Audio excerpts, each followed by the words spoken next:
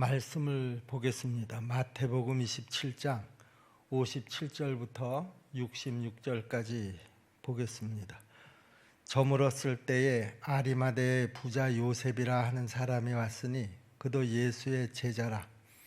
빌라도에게 가서 예수의 시체를 달라 하니 이에 빌라도가 내주라 명령하거늘 요셉이 시체를 가져다가 깨끗한 세마포로 싸서 바위 속에 판 자기 새 무덤에 넣어두고 큰 돌을 굴려 무덤 문에 놓고 가니 거기 막달라 마리아와 다른 마리아가 무덤을 향하여 앉았더라. 그 이튿날은 준비일 다음 날이라. 대제사장들과 바리새인들이 함께 빌라도에게 모여 이르되 주여, 저 속이던 자가 살아있을 때에 말하되 내가 사흘 후에 다시 살아나리라 한 것을 우리가 기억하노니 그러므로 명령하여 그 무덤을 사흘까지 굳게 지키게 하소서. 그의 제자들이 와서 시체를 도둑질하여 가고 백성에게 말하되 그가 죽은 자 가운데서 살아났다 하면 후에 속임이 전보다 더 클까 하나이다 하니 빌라도가 이르되 너희에게 경비병이 있으니 가서 힘대로 굳게 지키라 하거늘 그의 경비병과 함께 가서 돌을 임봉하고 무덤을 굳게 지키니라. 우리가 어떤 사람을 판단할 때에는요, 그 사람이 하는 말보다는 그 사람의 행동을 보는 것이 더 정확합니다. 열매를 보면 그 나무가 무슨 나무인가 하는 것을 더 정확하게 알 수 있는 이치와 똑같습니다. 아리마대 요셉이라고 하는 사람은요, 말이 아니라 그의 행동을 통해서 예수님을 향한 그의 마음을 온 천하에 확실하게 드러냈습니다. 아리마대 요셉이라고 하는 사람은 어떤 배경을 가지고 있는 사람이냐? 우선 그는 성경에서 아주 부자다 그렇게 기록하고 있고요. 그것뿐만이 아니라 그는 유대 공의의 공회원이었었다 이렇게 또 알리고 있습니다. 57절 말씀이죠. 저물었을 때에 아리마대의 부자 요셉이라 하는 사람이 왔으니 그도 예수의 제자라. 사회적 신분으로나 또 그의 경제력을 볼 때요, 아리마대 요셉은 그 사회 기득권층에 속한 사람이 분명했습니다. 그런데 아리마대 요셉은요, 다른 기득권자들하고는 좀 다르게 예수의 제자였었다 이렇게 성경은 기록하고 있죠. 요셉은 빌라도에게 가서 예수님의 시체를 달라고 요구를 했고요. 또 자기 자신을 위해서 준비해 두었던 자기 무덤에 예수님의 시신을 장사 지냈습니다. 이런 행위로 메시아에 대한 또 하나의 예언이 성취가 되었는데요. 우리가 구약 성경 이사야 53장 9절 말씀을 보시면은요, 거기에 이런 내용이 나옵니다. 그는 강포를 행하지 아니하였고 그의 입에 거짓이 없었으나 그의 무덤이 악인들과 함께 있었으며 그가 죽은 후에 부자와 함께 있었도다. 이사야 선지자는 예수님이 십자가에 달려 돌아가시기 벌써 700년 전에 예수님이 이제 십자가에 달려서 죽으시고 나면 그 죽은 후에는 부자와 함께 있게 될 것이다 이렇게 예언의 말씀을 하셨죠. 이 아리마대 요셉의 행위는요, 예수님께서 반역자로 지금 몰려서 십자가의 처형을 당하신 그 상황에서 이것은 절대로 쉬운 일이 아니었었다라고 하는 것입니다.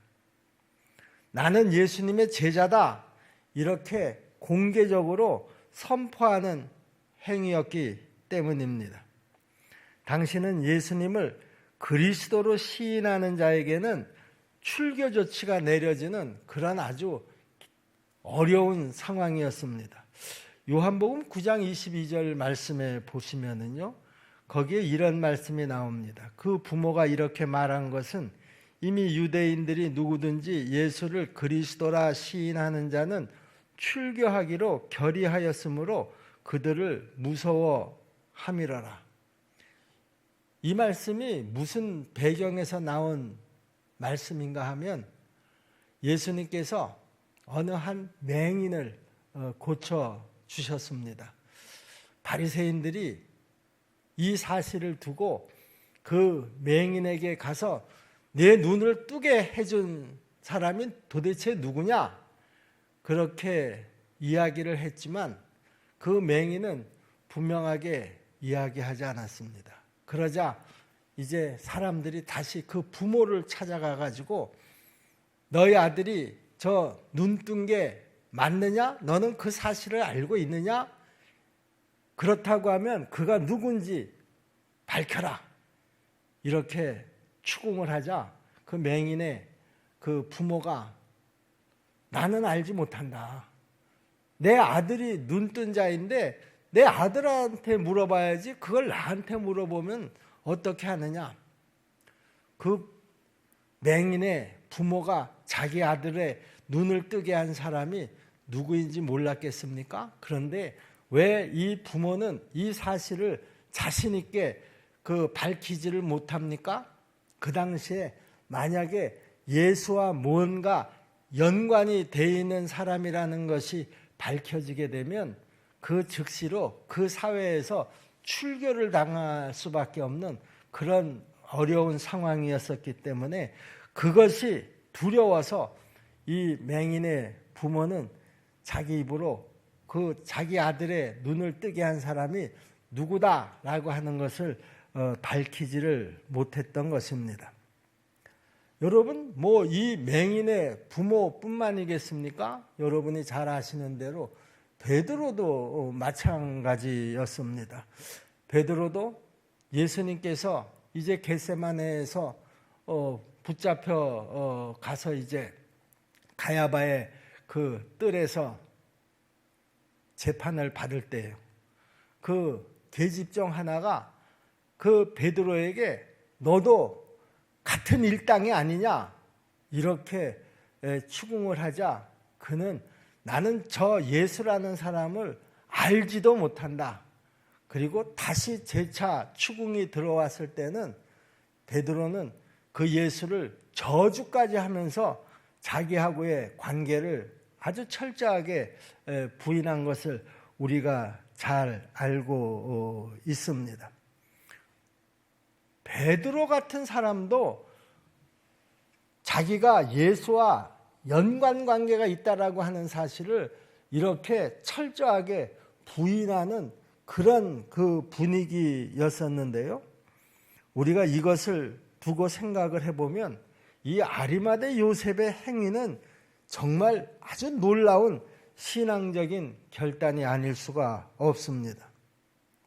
모든 것을 걸고 공개적으로 예수님에 대한 자기의 신앙을 고백한 것이죠. 그는 하나님의 나라를 기다리던 자였다 이렇게 성경은 기록하고 있습니다. 누가복음 23장 51절 말씀인데요.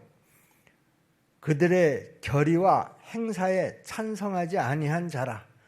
그는 유대인의 동네 아리마대 사람이요 하나님의 나라를 기다리던 자라.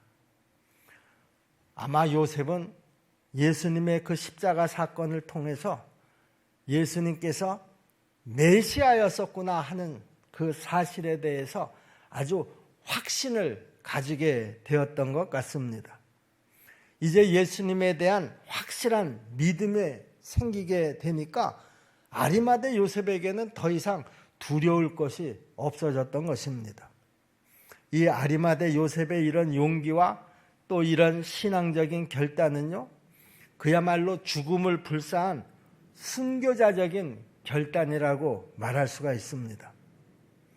여러분, 우리 성도들도요, 이 아리마대 요셉과 같은 정말 진정으로 두려워할 자를 두려워하고 두려워하지 않을 자를 두려워하지 않는 그런 온전한 믿음을 가져야 합니다. 마태복음 10장 28절에 이런 말씀이 있죠. 몸은 죽여도 영혼은 능히 죽이지 못하는 자들을 두려워하지 말고 오직 몸과 영혼을 능히 지옥에 멸하실 수 있는 이를 두려워하라. 두려워할 자를 두려워하고 두려워하지 말아야 될 자는 두려워하지 말라, 그런 말입니다. 그런데 우리는 거꾸로 생각하고 거꾸로 행동할 때가 종종 있습니다. 여기 오늘 마태복음 10장 28절의 말씀에서와 같이 두려워하지 말아야 될 자들에 대해서는 그 말 한마디 한마디에 두려움을 갖습니다. 그러나 정작 우리가 두려워해야 될 대상은 누굽니까? 그 말씀 한마디 한마디에 하나님의 말씀인 줄로 믿습니다. 하나님의 말씀을 두려워해야지 사람의 말을 두려워해서 되겠느냐, 그런 말이죠. 지금 아리마대 요셉이 예수님의 시신을 장사 지낸 후에 대제사장들과 바리새인들이 이제 빌라도를 찾아가서 후속 조치를 요구합니다. 우리가 알고 있기로는 저 예수가 살아있을 때에 이런 말을 한 적이 있다. 자기가 죽은 지 사흘 후가 되면 내가 다시 살아날 것이다. 이런 소리를 한 것을 우리가 알고 있는데,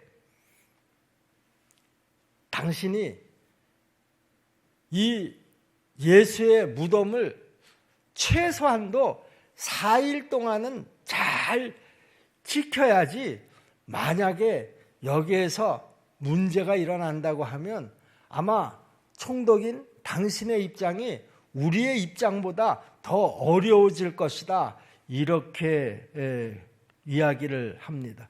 마가복음 9장 31절의 말씀이죠. 이는 제자들을 가르치시며 또 인자가 사람들의 손에 넘겨져 죽임을 당하고 죽은 지 3일 만에 살아나리라는 것을 말씀하셨기 때문이다.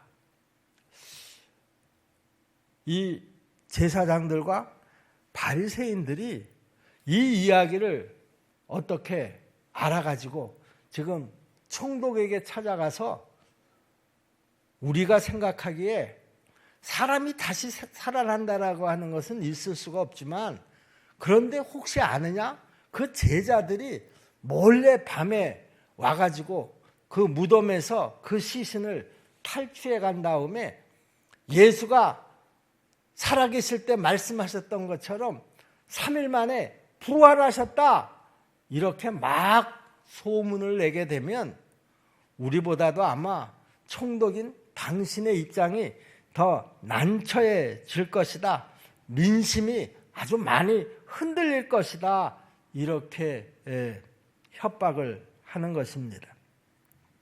사실 빌라도의 입장에서도요, 그런 일이 만약에 일어난다고 하면 자기에게 좋을 것이 하나도 없었습니다.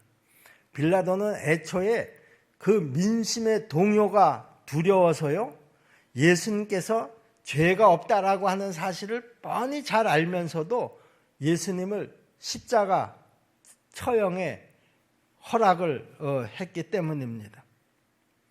빌라도는 유대인들에게 그래서 직접 그러면 너희가 예수의 무덤을 지키면 되지 않겠느냐, 너희에게도 사람들이 있으니 그렇게 하라, 이렇게 지시를 했고요.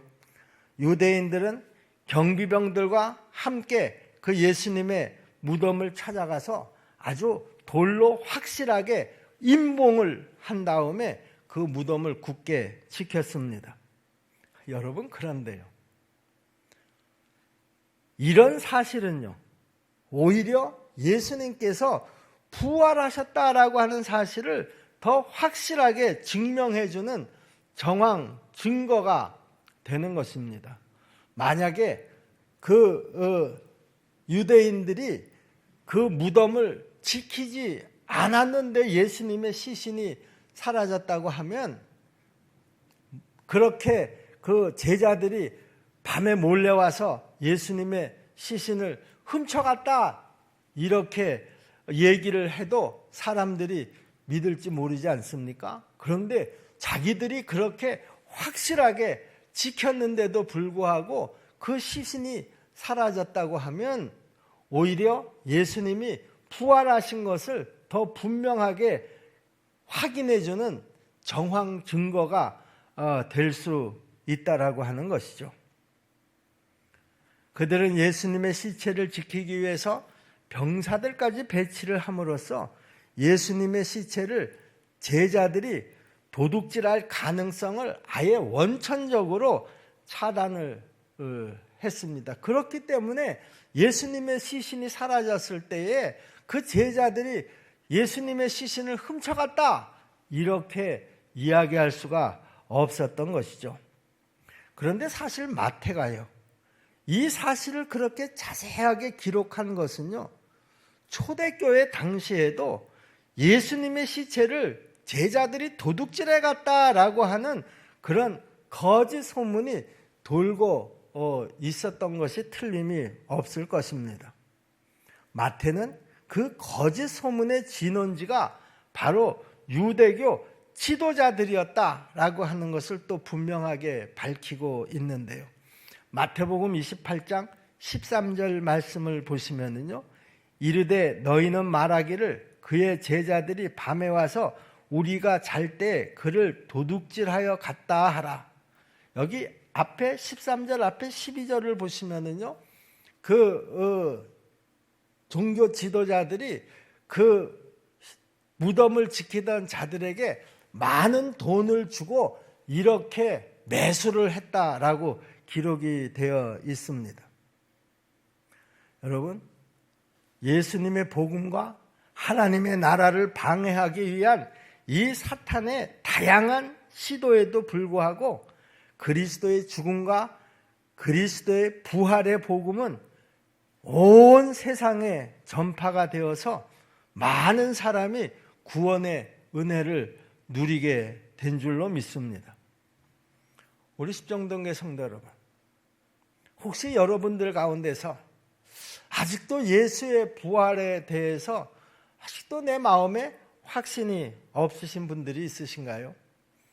여러분, 오늘 우리가 읽은 이 본문의 내용은요, 누가 꾸며서 쓴 그런 소설 같은 이야기가 아니라는 것이죠. 이것은 실제로 있었던 그런 사실을 바탕으로 해서 마태가 기록한 내용입니다. 여러분, 우리가 이런 내용들을 앞뒤를 잘 살펴보아도 이 사실이 헛소문이 아니다라고 하는 것을 분명하게 알 수가 있는 것이죠. 여러분, 이제 예수가 부활하셨다라고 하는 이 사실에 대해서 우리가 조금도 의심이 없어야 될 줄로 믿습니다. 기독교 신앙이 2000년 동안이나 지금까지 이렇게 잘 유지가 되어 올 수 있었던 그 근거가 뭐냐? 바로 예수의 바로 이 부활 신앙이었었기 때문이라는 것이죠. 그러므로 우리 그리스도인들은 무엇보다도 내가 부활의 증인이라고 하는 사실을 분명하게 깨달아야 될 줄로 믿습니다. 그리고 예수 그리스도의 십자가와 그 부활의 복음을 열심히 전하는 그 구원 역사의 도구로 우리 모두가 다 쓰임을 받아야 한다라고 하는 것이죠. 사단 마귀는 하나님 나라의 도래를 막기 위해서 예수님을 죽게 만들었지만은요, 하나님은 예수님의 죽음과 부활로 오히려 당신의 구속 역사를 성취하신 줄로 믿습니다. 그러므로 우리 성도들에게 있어서 이 땅에서의 확실하고 유일한 그 사명이 뭐냐? 바로 이 구원의 복음을 땅끝까지 전하는 증인의 사명을 온전히 감당해야 한다라고 하는 것이죠. 여러분, 지금 우리의 마음속에는 어떤 사명으로 가득 차 있습니까? 어떤 기대로 가득 차 있습니까? 물론 우리 각자의 그 상황과 형편이 다 다르고 그 믿음의 수준도 다 다르기 때문에 여러 가지를 우리가 생각하고 말할 수 있겠지만, 그러나 우리 모두가 다 환경과 믿음의 수준과 이런 모든 것을 다 떠나서 우리가 공통적으로 꼭 가져야 될 사명이라고 하면 바로 이 우리 모두가 다 복음의 증인이 되어야 한다라고 하는 것입니다.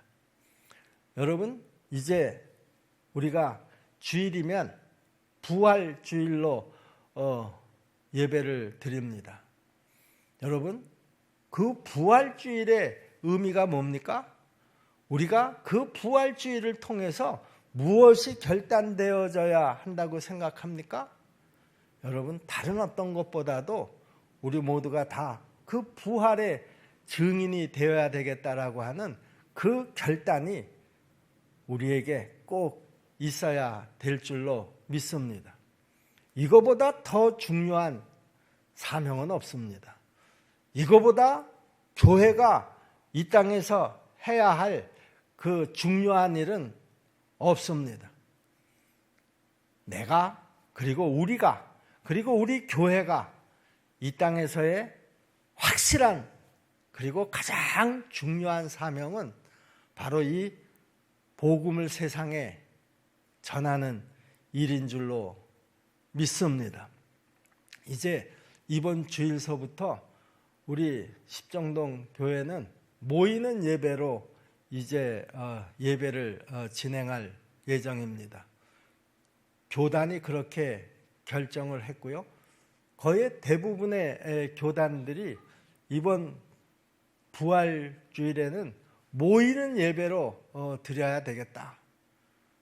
누가 무엇라고 한다고 하더라도 모이는 예배로 드려서 적어도 이 부활주일은 하나님 앞에 영광을 돌리고, 그리고 이 부활주일을 통해서 예수 그리스도께서 부활하셨다라고 하는 그 부활의 사실을 온 세상 만방에 전하는 그런 그 부활절 예배가 될 수 있기를 우리 모두 간절히 기도할 수 있기를 소원합니다.